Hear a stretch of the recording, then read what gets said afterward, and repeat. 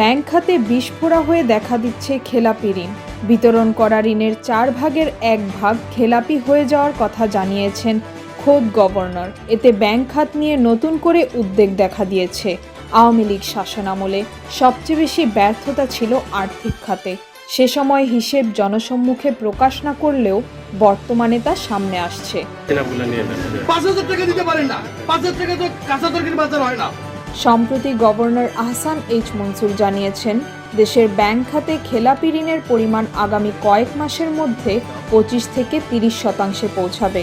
কারণ হিসেবে তিনি উল্লেখ করেছেন 2017 সালের পর থেকে নামে বেনামে বিতরণ করা ঋণ ফেরত আসছে না। ব্যাংক খাতে এখন পর্যন্ত বিতরণ করা ঋণের পরিমাণ 16,82,000 কোটি টাকা। তার মধ্যে 30% খেলাপি হলে সংখ্যায় দাঁড়াবে 5 লাখ কোটি টাকার কিছুটা বেশি।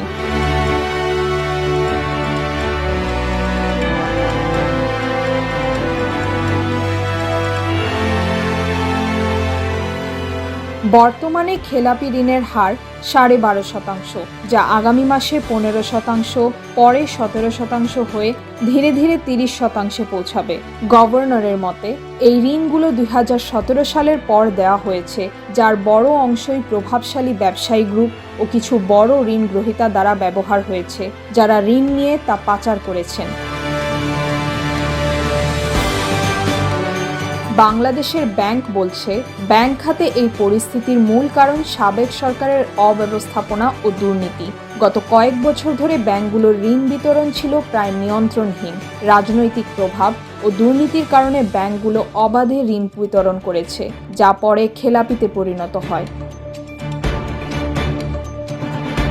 গভর্নর জানিয়েছে, খেলাপি ঋণের অর্ধেকেরও বেশি হবে এস আলম গ্রুপ, সাবেক মন্ত্রী সাইফুজ্জামান সহ বড় কিছু গ্রুপের কাছে, যারা ঋণ নিয়ে তা পাচার করে বিদেশে চলে গেছেন।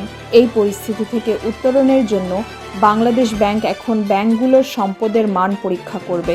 11 ডিসেম্বর থেকে আন্তর্জাতিক কয়েকটি প্রতিষ্ঠানের মাধ্যমে 12টি ব্যাংকের নিরীক্ষা শুরু হবে। আমরা চাচ্ছি একটু সমতা নিয়ে আসতে। এখন আমরা গ্যারান্টিটা দিচ্ছি যে তোমরা দাও, যদি তারা না পারে আমরা বাংলাদেশ ব্যাংক তোমাদের টাকা ফেরত। তবে গভর্নর আশা প্রকাশ করেন, সরকারের কঠোর পদক্ষেপ ও রাজনৈতিক সিদ্ধান্তের মাধ্যমে ব্যাংক খাতে শীঘ্রই উন্নতি শুরু করবে। তিনি বলেন, নজিরবিহীন এমন লুটপাট পরবর্তীতে যেন কোনো সরকারই না করতে পারে, সেদিকে নজর রাখতে হবে।